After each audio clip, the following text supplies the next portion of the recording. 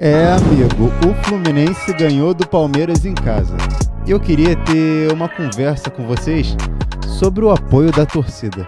Foi algo assim de outro mundo. Eu não sei se todo mundo teve a dimensão do tamanho dessa partida, que é o Fluminense em 19º contra o Palmeiras em 12º, sendo que era uma quarta-feira, 9h30 da noite, e o Fluminense colocou 50 mil no Maracanã. É impressionante se fosse qualquer um, se fosse o Flamengo, se fosse o Vasco, se fosse o Botafogo, mas sendo o Fluminense na posição de vice-lanterna, torna mais especial ainda. Até porque era um jogo bem difícil, um jogo até que o Fluminense poderia não ser o favorito, e foi um jogo bem equilibrado. Se você for olhar as estatísticas, foram 14 chutes do Fluminense, 2 no gol, 51% de posse de bola contra 49% do Palmeiras. Acho que se te falar, o Palmeiras deu um chute no gol. Se a gente for analisar os passes, foram 442 contra 438, e 14 faltas para o Fluminense, 19 para o Palmeiras, 2 cartões amarelos para o Fluminense, 3 para o Palmeiras, ou seja, um jogo muito parelho, e quem assistiu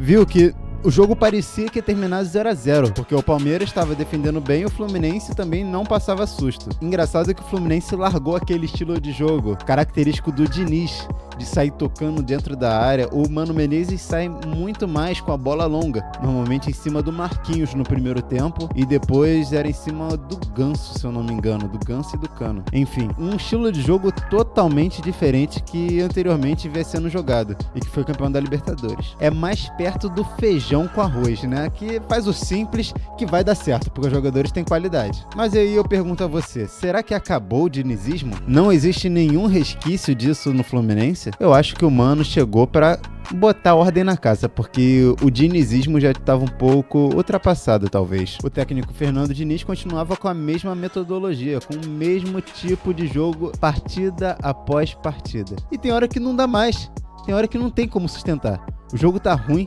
o zagueiro tá se embolando e quer continuar saindo jogando. E nessa que o Fluminense teve uma vitória só até a chegada do Mano Menezes. E também não esquece de se inscrever no canal se você gosta de vídeos desse estilo. Outra coisa que tem que ser falada é o peso do Thiago Silva, do Ares e do André, além da grata surpresa do Serna, né? Mas primeiro vamos falar dos que já estavam no Fluminense, né? O Thiago Silva é fora de série. Fora de série muita coisa. Ele é de longe o melhor zagueiro do Campeonato Brasileiro com 40 anos. Tem esse adendo, com 40 anos. Ele trouxe uma segurança pro Fluminense ali na zaga que desde o começo do ano não tinha.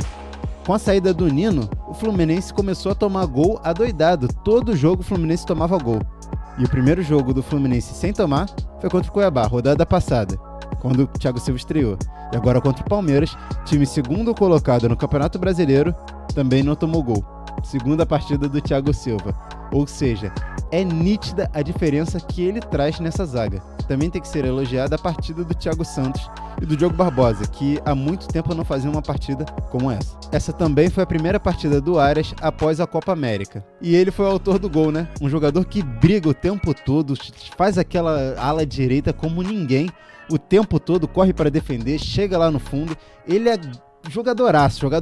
Eu não sei como ele não saiu nessa janela do meio do ano, porque é nítido que ele tá pronto pro futebol europeu. Enquanto ele não sai, é melhor pro Fluminense, né? E o André, rapaziada, é coisa de maluco. Ele é o camisa 5 da seleção, na minha opinião, porque quem é hoje? É o Bruno Guimarães, o Douglas Luiz. O André não deve nada a nenhum deles.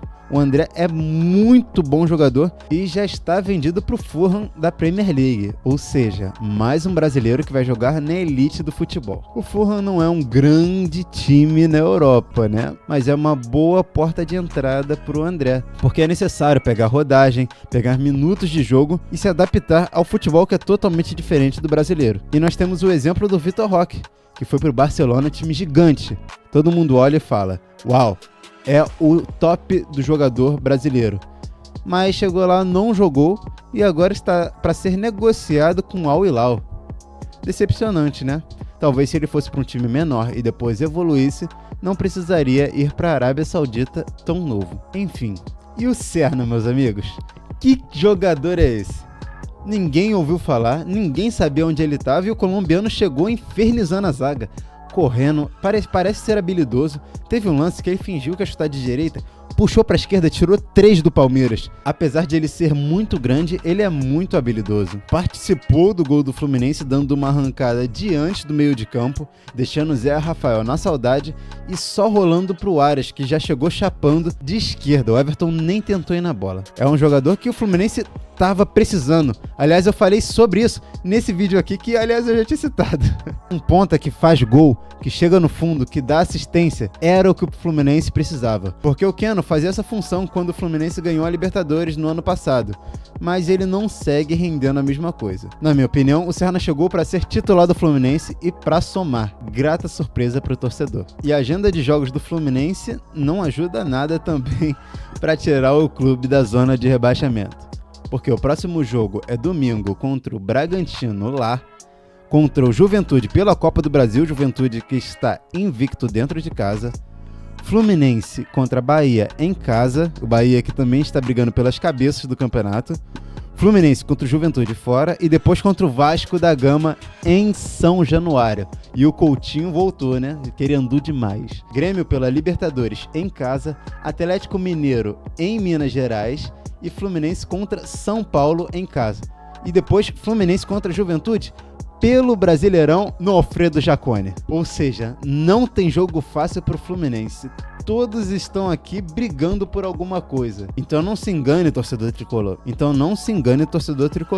Não é porque ganhou do Palmeiras que a vida do Fluminense vai virar mil maravilhas. Porque são jogos dificílimos, tanto dentro quanto fora de casa. Eu quero saber a sua opinião.